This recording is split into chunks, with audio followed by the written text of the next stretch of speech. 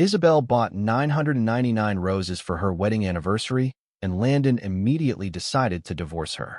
She never imagined that the reason would be so simple. The florist gave her one rose short. From their chat history, he realized she was emotionally cheating. When he confronted her, she insisted she had cut ties with him, yet behind his back she kept flirting with him like nothing had changed. But she forgot one thing. What Landon hated most was betrayal, and he didn't build the top law firm in the entire city in just a few years by being soft-hearted. Every wedding anniversary, Isabel would bring home 999 roses. That day, his 4-year-old niece Anna came over to play.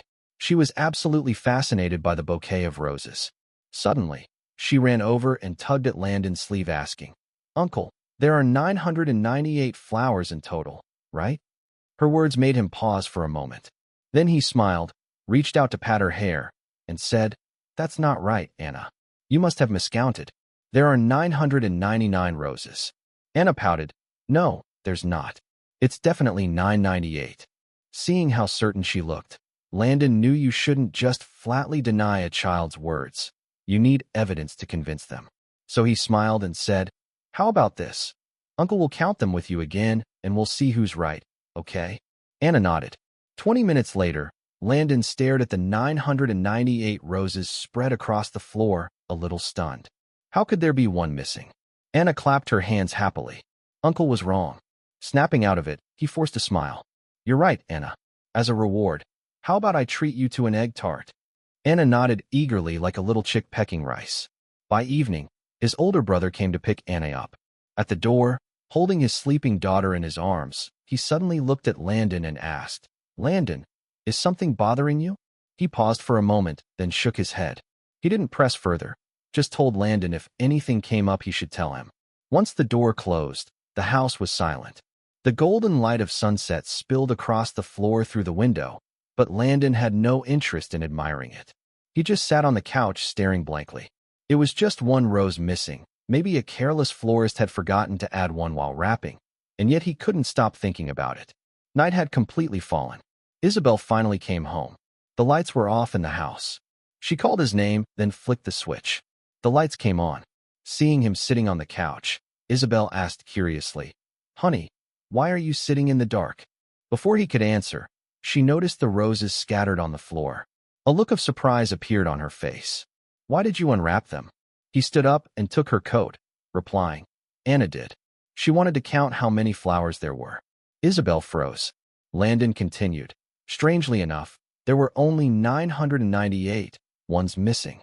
Isabel lowered her head to take off her heels. He couldn't see her expression. A few seconds later, she looked up and replied casually, "Probably a mistake at the flower shop. I'll buy another one tomorrow to make up for it." Then she kissed him on the forehead and turned toward the bathroom to take a shower. He stood frozen in place. Isabel carried a scent on her, but it wasn't her usual perfume. It was a rich, mixed fragrance of different flowers, natural and unmistakable. His chest tightened. A moment later, he took Isabel's phone from the pocket of her coat. They'd been married 5 years, and he had never once checked her phone because he always believed if a marriage lacked even the most basic trust, then it wasn't worth continuing.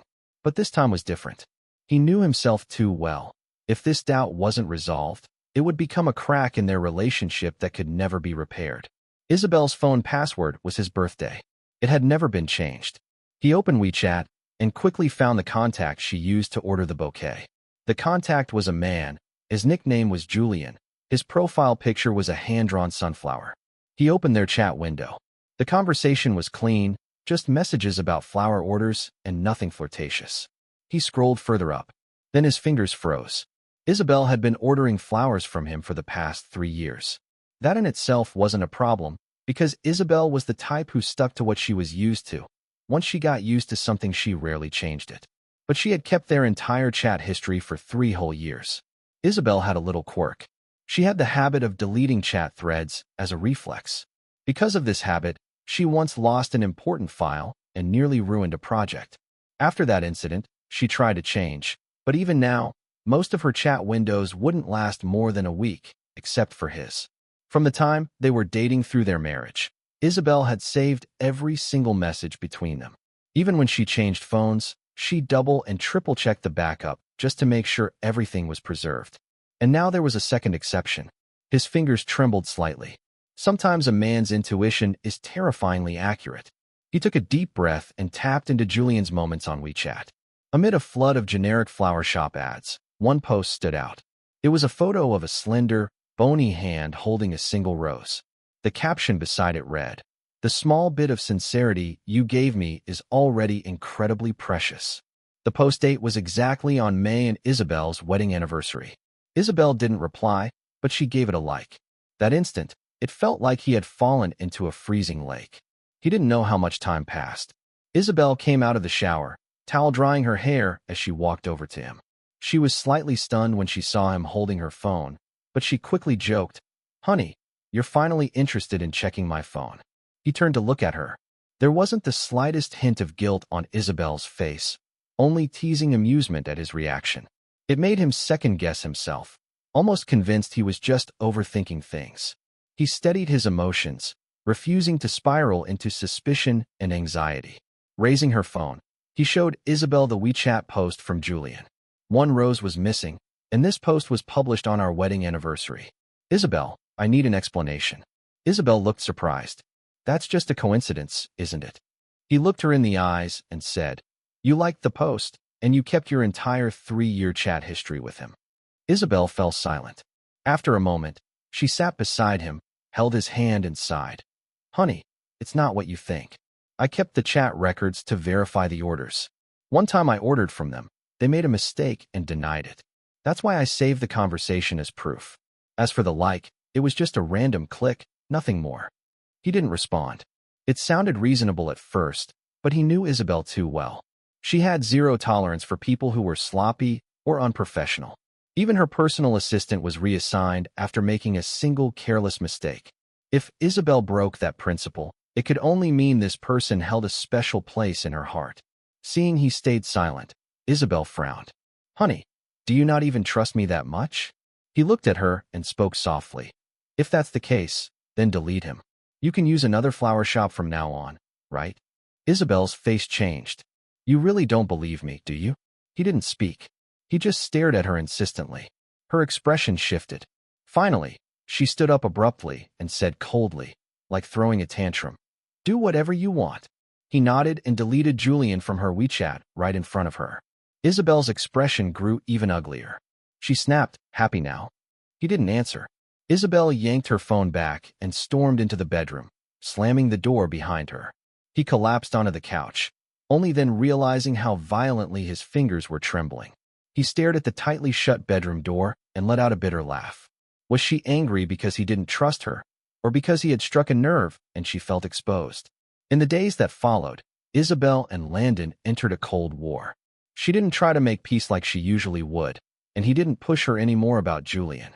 Deep down, he knew Isabel probably hadn't crossed any lines physically with him, but she had absolutely blurred the boundaries of appropriate interaction between a man and a woman. On the 10th day of their silent standoff, he came home from work. Isabel was in the kitchen wearing an apron and cooking dinner. When she heard the door, she turned to look at him and smiled like the Cold War of the past few days had never even happened. "Go wash your hands. Dinner's ready." He paused for a moment, then turned toward the bathroom. As he passed the dining table, he stopped mid-step. A bouquet of flowers sat there. The brand card from a different flower shop dangled clearly and obviously like it was meant to be seen. It wasn't from Julian's shop. He understood immediately. Isabel was offering an olive branch. He stood there for a while, then walked over and placed the flowers into a vase. When he came out of the bathroom, dinner was already set on the table. He looked at the spread, momentarily dazed. It had been years since Isabel last cooked. Back when she was just starting her business, she'd poured every cent they had into her startup. For a time, they were so strapped for cash that they wouldn't even cook 2 packs of instant noodles. They'd mix in some plain noodles to stretch it. Isabel would pick out all the instant noodles and put them in his bowl. At the time, he was deeply moved. Now, looking back, it's both a little sad and a little funny. Later, Isabel's business succeeded. They had tasted every luxury, every fine dish. They no longer had to press their foreheads together over a tiny table, slurping shared noodles. But sometimes he still missed the past, not the hardship, but the way they loved each other so passionately back then. Now, Isabel and Landon were walking different paths in their careers. They shone in their own fields, but they had less and less to talk about. Maybe neither of them realized the moment communication began to dwindle, cracks had already formed in their marriage. The Cold War between Isabel and him ended tacitly after that meal, but that didn't mean he had forgiven her. In the adult world, sometimes you have to turn a blind eye. She was his wife. There had been no actual cheating, so what could he really do? If he were still 20, he would have slapped Isabel across the face and told her goodbye. But now he was 29. The law firm he co-founded with a friend was still in its early stages. Partnering with Isabel's company helped them maximize their interests. So as long as Isabel didn't cross his bottom line, he wouldn't tear things apart. To numb himself and to get past this incident faster, he buried himself in work for an entire month without pause. One day, while helping a client sort through their case, a sudden sharp pain twisted in his abdomen. He rushed to the restroom and vomited, even spitting up blood. A wave of dread surged inside him. At the hospital, thankfully, it wasn't anything life-threatening like cancer, just acute gastritis caused by a month of stress, irregular sleep, and poor eating habits. Sitting on a bench, he looked at the report in his hands, feeling all kinds of emotions. All those years as a lawyer, and he'd never fallen ill. But just 1 month of internal turmoil, and here he was. After a long silence, he crumpled the report in his hand, took a deep breath, and stood up. Dwelling on pain alone wouldn't help. Sometimes you have to cut clean to stop the rot. He walked out of the hospital and drove straight to the office. The young receptionist recognized him and greeted cheerfully, "Sir." He nodded, but his gaze caught something near the wall, and he froze. There was a long table with a box of individually wrapped roses on top.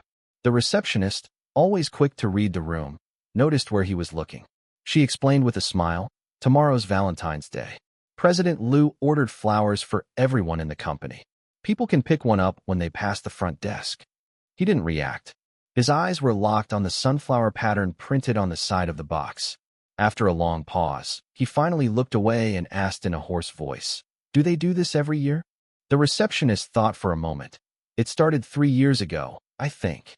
His heart felt like it had just taken a hammer blow, thudding violently. A bitter, indescribable ache swelled in his chest. He forced a smile and took the elevator upstairs. Outside Isabel's office, just as he was about to knock, the door opened from inside. A young, handsome guy walked out, beaming with a smile, but the moment he saw Landon, his expression froze. They stared at each other. Neither of them said a word, but they both knew who the other was. Isabel sensed the tension when she saw him. Her expression changed instantly. She instinctively stepped forward, placing herself between Julian and him. "Honey, it's not what you think," she said quickly. "He just came to deliver flowers. The Valentine's Day bouquet was ordered a long time ago, and it couldn't be canceled." He raised a hand and cut her off. "Isabel, stop making excuses. It just makes you look ridiculous." Her face darkened like she'd been insulted. Before she could say anything else, Julian suddenly stepped forward, looking at Landon defiantly. "Mr. Wong, that's really uncalled for. There's nothing indecent going on between me and Miss Liu." He bit his lip, then turned to Isabel with a look full of emotion. "I've had a one-sided crush on Miss Liu, but she's never responded to my feelings. She only has eyes for you. Miss Liu is an amazing woman. You should cherish her." Landon looked at him calmly and asked, "Do you know what I do for a living?" Julian blinked, confused. He continued, "I'm a lawyer. I've seen more courtroom performances than I can count. Tearful confessions, emotional breakdowns, enough to move an entire jury. Compared to that, your little act is second-rate at best. Only blind, deaf fools would believe you." Julian's face flushed deep red. Tears welled in his eyes. Isabel had just been scolded by him, and now seeing Julian's wounded expression, her face turned pale, then angry. She said coldly, "You've gone too far." He let out a soft laugh. "Can't take it already, Isabel? I'm a lawyer. If you think that was harsh, you haven't even heard the real sharp stuff. Want me to keep going?" Isabel rubbed her temples, visibly irritated. "Honey, what do you want from me?" Forcing his trembling voice to stay steady, he said, "Isabel, I'm giving you one choice. Either he disappears from this city, or I do." He pointed at Julian. Isabel frowned, then let out a long, tired sigh. "Honey, can we not do this?" He closed his eyes for a moment. The rage clouding his mind lifted and clarity returned. Hoping for loyalty from someone whose heart had already left this marriage was his own stupidity. He took a deep breath, opened his eyes again, and gave a faint, bitter smile. All right, I understand now. Isabel, let's get a divorce. Isabel's pupils shrank, but she was a seasoned businesswoman, and that flicker of panic quickly disappeared beneath her composure. She frowned. Honey, don't be so impulsive. Some things shouldn't be said so lightly. His eyes stayed calm. Isabel, I'll draft the divorce agreement and send it to you. With that, he turned and walked away. He heard footsteps behind him, but they quickly stopped. Right before the elevator doors closed, he heard Julian trying to comfort her, all considerate and understanding. Miss, Mr. Wong's just saying things out of anger. Give him some time to cool off. I'm sure he'll come around soon. After all, he loves you and his law firm still needs your support. He won't really leave you.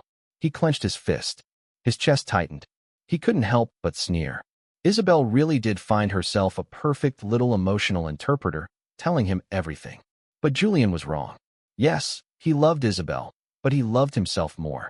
A woman who'd been tainted wasn't worth his hesitation or attachment. As for the firm, Isabel was never his foundation, and he'd never entrust everything he had to anyone but himself. When he got home, he called a moving company right away. Everything that belonged to him was packed and sent to a private apartment he'd bought a few years ago. By the time Isabel got back that night and found the place empty, she called him. He was already sitting at his desk drafting the divorce agreement. Honey, you moved out. He didn't want to waste time on pointless talk. Flatly, he said, our marital assets are too intertwined. Dividing them won't be easy. I'll send you the agreement in a week. Isabel said nothing, but her breathing quickened like she was furious. After a long pause, she let out a cold laugh. So what, Landon? You've already convicted me of cheating. No matter how I explain it, you see it as lies, don't you? He remained silent. That only made her angrier. Her voice tight with suppressed rage, she said, fine. Since you're so sure I cheated, I won't just take the blame for nothing. I'll prove you right. The pen in his hand paused.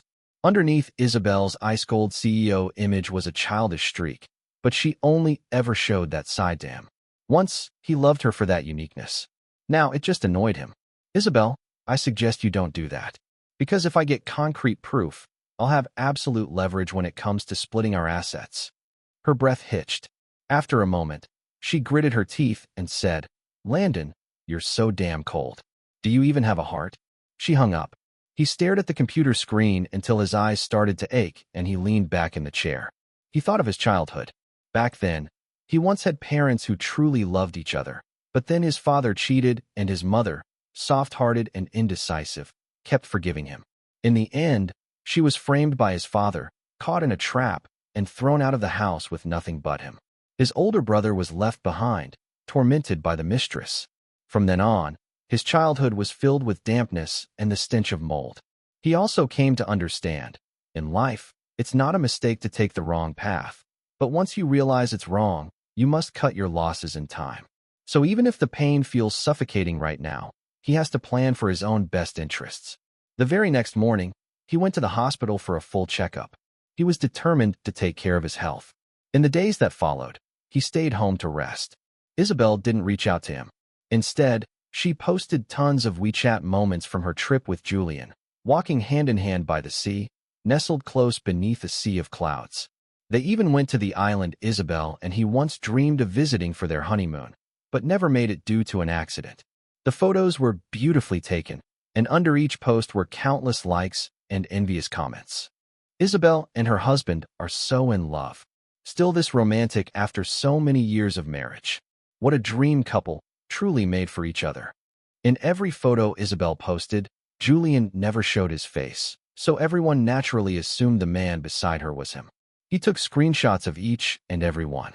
If evidence of emotional cheating comes delivered straight to your door, you don't turn it away. When he was done, he gave Isabel's post a like too, then left a comment beneath it. Thanks for the tag. Been swamped with cases lately, no time for a trip. But President Liu and her new boyfriend look perfect together. Wishing you a lifetime of happiness. The lively discussion ended abruptly. He calmly locked his phone. Moments later, Isabel called. He declined the first call, but she kept blowing up his phone over and over. Frustrated, he finally picked up, only to hear her furious voice explode through the speaker. Landon, have you lost your mind? He moved the phone slightly away from his ear. I was just stating facts. You're clearly being ambiguous with another man. The photos speak for themselves. Am I wrong? Isabel had no retort. After a while, she spoke hoarsely. Landon, I was doing it to provoke you. Couldn't you tell? I could.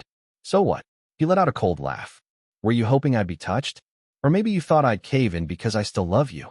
You're unbelievably arrogant and selfish, Isabel. She fell silent. He took a deep breath and calmed his voice. The divorce agreement is already signed. I'll have it mailed to your home directly. Before she could say another word, he ended the call. 3 days later, he was in a meeting at the law firm. Suddenly, the conference room door was slammed open. His assistant came in with an awkward expression. Boss, I couldn't stop President Liu. He looked toward the door. There stood Isabel. Her eyes were bloodshot, and she was breathing heavily.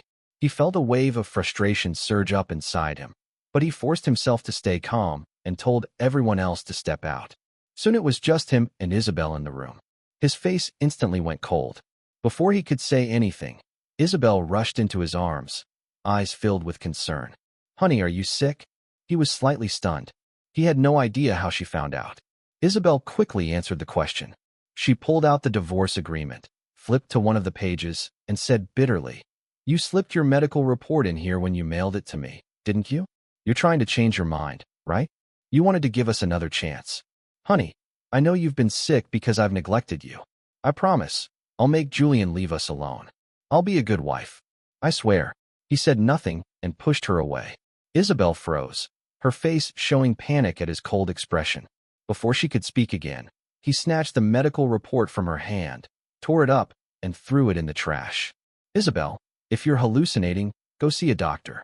And for the record, my gastritis was triggered by you and your boy toy. Isabel looked at him in disbelief. After a long silence, she asked in a trembling voice, Why? He didn't answer. She grabbed his shoulder, eyes filled with tears. Landon, if you were angry, why didn't you just tell me? He shook off her hand hard. You think you deserve to ask that? For the first time, he let his resentment show, teeth clenched. Isabel, the one thing I hate most is betrayal. Isabel froze in place, her expression twisted in regret and guilt. She knew his family background. She knew how deeply he loathed cheaters, and still she chose to cross the line anyway. Isabel reached for his hand, voice full of remorse. Honey, I'm sorry, but... He didn't let her finish. He called security in to escort her out. Get out, he yelled. Isabel disappeared. He went to her company to look for her, but she was nowhere to be found. Instead, all kinds of supplements started arriving at his home like a steady stream. He gave them all to neighbors and co-workers. After 2 or 3 deliveries, the gifts stopped. He figured Isabel was deliberately avoiding him, so he stopped wasting time. He had his assistant notify her. If she didn't sign the divorce papers within a week, he would immediately take legal action, and when it came to that, it wouldn't just be about divorce. Even her company's image would take a hit. 1 week later, Isabel showed up at his apartment right at the deadline. She was carrying bags full of things. He acted like he didn't see her and went straight inside. She followed him in, put everything in the kitchen like it was her own home, then opened the fridge completely at ease and frowned as she scolded him. Honey, with your stomach issues, how can you live off takeout like this? I bought black-bone chicken. I'll make a soup for you later. As the fridge door closed, Isabel tilted her head and saw him standing there holding the divorce agreement. The atmosphere instantly turned still and heavy. He was the first to speak. Takeout chicken soup tastes just as good, and it's just as nourishing. Isabel opened her mouth trying to say something, but he didn't give her the chance. What I mean is, you're not irreplaceable anymore. I don't need you now, so it's time for you to step off the stage, Isabel. All these years they'd been together. Every time she upset him and wanted to make up, Isabel would cook a meal, and he would take the opportunity to forgive her, let things slide. But all of that was based on one thing. He loved her. Now he didn't anymore. So even if she used the same tricks, they had no effect. Isabel clearly realized that too. Her face slowly turned pale. He handed her the divorce agreement. Sign it. Be mature. This is the best decision for both of us. After a long moment, Isabel took the document with trembling fingers. She picked up the pen and slowly began to write her name. Suddenly, her hand paused. In the next second, she threw herself into his arms, clinging tightly around his neck as if trying to melt into him. He felt something damp on his shoulder. He froze. Isabel was crying. "Honey, please give me one more chance, okay? I'll tell you everything, I swear. But there really isn't anything going on with Julian. I was just venting to him, that's all. Nothing else happened, I swear. Please believe me." He was silent for a moment, then asked calmly, "Then why didn't you talk to me?" Isabel's body stiffened. He went on, voice cold. "Because I don't give you the emotional validation you want. I've always disagreed with your aggressive growth strategies for the company. You think I'm too cautious, too conservative, so you stopped talking to me. You wanted someone like Julian, someone who would sweet-talk you and agree with everything you say, a warm, gentle guy who'd make you feel good, isn't that right?" Isabel looked at him like she couldn't understand how he knew all this. He gave a bitter, mocking smile. "Isabel, I know you better than you know yourself." Her face turned completely white. She couldn't utter a single word. He gently took her hand and carefully signed the rest of his name, stroke by stroke. 1 month later, Isabel and he were officially divorced. Outside the Civil Affairs Bureau, he put the divorce certificate into his bag and turned to get in the car. Isabel called out to him. "Landon, I've already made Julian leave the city. I won't see him again." He nodded calmly. "That's your business. You don't need to tell me." Her eyes flickered with hurt. He buckled his seat belt, ready to drive away, but Isabel rushed forward and gripped the window with both hands, her voice urgent. "Landon, the company's facing a financial dispute. You'll help me, right?" He paused. With hope in her eyes, she looked at him expectantly. "But I remembered something and almost forgot to mention. My law firm's partnership with your company ends next month. So, I'm afraid I can't help." Her expression turned ashen in an instant. He started the engine. Still, Isabel clung to the window tightly, refusing to let go. But he didn't waver. He stepped hard on the gas and sped off. Isabel stumbled forward, dragged by the momentum, almost falling to her knees on the pavement. In the days that followed, he cut ties with Isabel's company as quickly as possible. He also relocated the law firm. Their original office space was just 1 floor inside Isabel's company building, too cramped and narrow for their growing team. But because of Isabel, he never made the final decision to move. Now the timing was perfect. The new office was in the city center, spacious, bright, and full of potential. Standing before the floor-to-ceiling windows, looking out over the vast city below, it felt like he was an emperor surveying the kingdom he built with his own hands. A long-lost sense of satisfaction filled his chest. Suddenly, someone knocked on the office door. His secretary came in, face dark. She said a man was making a scene downstairs, accusing the firm of being unethical, deceptive, and completely lacking professional integrity. Landon's face turned cold. He followed her downstairs, and to his surprise, it was Julian. Gone was the clean-cut, charming young man from before. Now he looked disheveled and grimy. The moment he saw Landon, Julian's eyes turned red and he lunged forward. "Landon, this is all your fault." He was stopped by the security guards before he could touch him. Struggling against them, he shouted. "This man, he couldn't keep his wife's heart, so he destroyed my flower shop and drove me out of the city. How can someone like him even call himself a lawyer?" People nearby started whispering. Rage surged inside Landon. Truth didn't matter, rumors killed. Just a few sentences from Julian, and he could ruin the reputation of his entire firm. He clenched his fists while calling the police. He also phoned Isabel. At the police station, Julian and he sat across from each other. Julian kept trying to provoke him with sarcasm, but the officers sternly told him to shut up every time. Landon checked the time impatiently. Half an hour later, Isabel walked in. Julian's eyes lit up the moment he saw her, but before he could speak, Isabel strode forward and slapped him hard across the face. Her expression was like thunder. "Did I not tell you to disappear? Where did you get the nerve to harass my husband?" Julian clutched his face, stunned. You hit me?" Isabel was held back by the police, but her gaze was cold as ice. Julian met her eyes and couldn't stop the tears from falling. "You weren't like this before. You were so good to me. You helped me grow my shop, introduced me to clients. We talked about everything. You even said I was the one who understood you best." Isabel's face turned ugly. "Shut up." Then she cautiously looked toward Landon. Landon, I'm sorry. I didn't think he'd come after you. Landon ignored her. She created this mess. Let her clean it up. It had nothing to do with him. He signed the police record and stood up to leave. As he got in the car, he saw Isabel chase out after him through the rearview mirror, but he didn't stop. He drove away without hesitation. For a long time after, Isabel didn't appear again. But because Isabel and Landon shared so many similar WeChat posts, her news still managed to find its way back to him. For example, Julian had completely latched onto her. He showed up at her office every day demanding a relationship. The news of Isabel's affair and divorce spread quickly. The family-oriented, strong woman persona she had built collapsed, and her image was severely damaged. This led to a sharp drop in her company's stock prices. Isabel was miserable, but Landon wasn't particularly surprised. Perhaps it was an instinct between them. The moment he saw Julian, he could tell he wasn't the sunny, harmless guy he appeared to be. He had his own agenda. But Isabel, she had always been proud. She had never really cared for Julian. To her, he was just a diversion, an emotional outlet she could toss aside when she was done. But reality didn't follow her plans.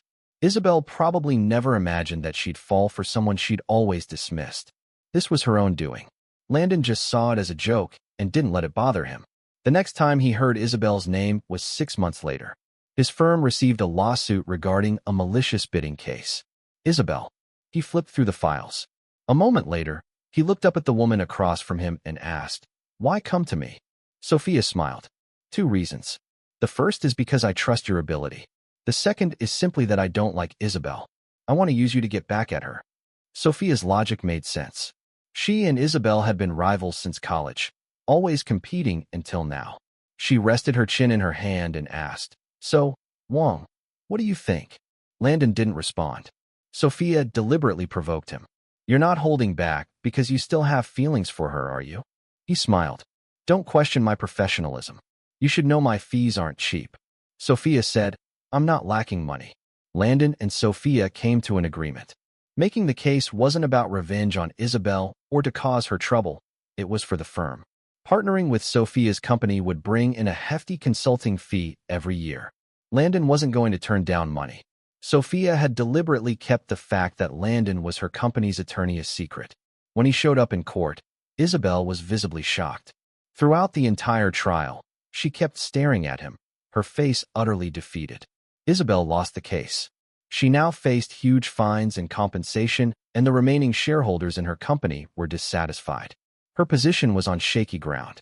After the trial, Isabel rushed to catch up with him, grabbing his wrist. Her eyes were red, and she asked, "Landon, do you hate me this much? Are you really going to help Sophia get back at me?" He shook off her hand, his expression cold. "Isabel, watch your tone. I'm Sophia's lawyer. Helping her is my duty. Stop using your childish and shallow thinking to judge me." Isabel's face shifted. She opened her mouth, but before she could say anything, Sophia casually walked up beside him. Her hand gently rested on his arm. Feigning confusion, she said, "Is there something wrong, President Liu? Are you trying to poach my lawyer?" As she finished speaking, she widened her eyes in mock surprise. "Oh, I just remembered. For you, President Liu, it's not about poaching someone else's men. It's more like going for leftovers." What a pity, though. Someone as handsome and talented as Lawyer Wong. It's so hard to find someone like him. Why doesn't President Liu appreciate him? Maybe you have a thing for scheming, green tea types. Sophia's words hit their mark, each one aimed straight at Isabel's heart. Isabel's face turned pale with rage. Sophia then turned to Landon, asking if she was right. He didn't nod, nor did he argue. Isabel's expression was wounded as she looked at him. Sophia checked her watch and provocatively said, "Well, President Liu, I'll leave you to your business. Lawyer Wong and I are leaving now." With that, she took his arm and walked away. Isabel hurried a few steps after them, but then defeated, she stopped. As they rounded the corner, Landon removed Sophia's hand from his arm. Sophia, who had been glancing at Isabel's disheartened figure in satisfaction, noticed his action. Her smile faltered. She pulled her hand back and said, "Is Lawyer Wong upset?" He replied indifferently, "This is the last time. You and Isabel can do whatever you want, but don't use me as a tool." Sophia shrugged. He got into the car. Sophia, unabashed, slid into the car beside him, asking him to give her a ride. He started the engine reluctantly. Throughout the drive, Sophia tried to make conversation. He responded with short, disinterested replies. Suddenly, Sophia looked at him with a playful smile and said, "Lawyer Wong, how about we team up and take down Isabel? That nasty woman. What do you think?" He couldn't help but glance at her. They were all adults here. There was nothing hard to understand. But he wasn't narcissistic enough to think that Sophia genuinely liked him. She was just trying to use him to annoy Isabel. But he had no interest in getting involved with Isabel anymore. He said calmly, "If Miss Sophia keeps joking around, our collaboration can end here." Sophia's smile faded. Her eyes deepened. "What if I wasn't joking? Then you can get out of the car right now." Sophia fell silent for a moment, then playfully blinked her eyes. "You're ruthless, Lawyer Wong. This is the highway." His mind was as calm as still water. If he wasn't ruthless, they wouldn't have come to this point. Sophia opened her mouth to say something, but then closed it again. As she was about to get out of the car, she suddenly turned around and looked at him, smiling. "Lawyer Wong, I really admire you. I've admired you for a long time." He was momentarily stunned. He had an inkling. Sophia, Isabel, and he all attended the same university. When Sophia said a long time ago, she must have been talking about college, right? He shook his head and drove off. He'd lived 29 years, and he only had one relationship, with Isabel. Who would have thought that after their divorce, an unexpected old flame from the past would resurface? Isabel didn't accept the verdict. She appealed the case again, but in the end, the original judgment stood. Soon after, Isabel was accused of leaking company secrets and was removed from her position. After an investigation, it turned out that Julian was the real culprit. Because Isabel had never returned his feelings, he had finally come to believe that she never cared about him. From love, he grew to hate, seeking to drag Isabel down with him. In the end, he destroyed both her and himself. He was sent to prison. Although the truth was uncovered, Isabel didn't get her position back because everything that happened was caused by her own actions. When Sophia relayed the news to him, she gleefully slapped her thigh and laughed. "Serves her right." He didn't respond. After Sophia stopped laughing, she said, "To celebrate, how about I take you out to dinner?" He declined. He's got something to do. Sophia sighed, about to say something when suddenly the sound of an airport announcement came from her phone. She froze. Before she could speak, he hung up the phone, grabbed his suitcase, and walked toward the boarding gate. He had taken on a case commissioned by an overseas Chinese client. He was ready to broaden his horizons. As for Sophia, he wasn't planning to respond to her anymore. After all, it didn't matter whether it was a man or a woman. Emotions were just the seasoning of life. Career was the true priority.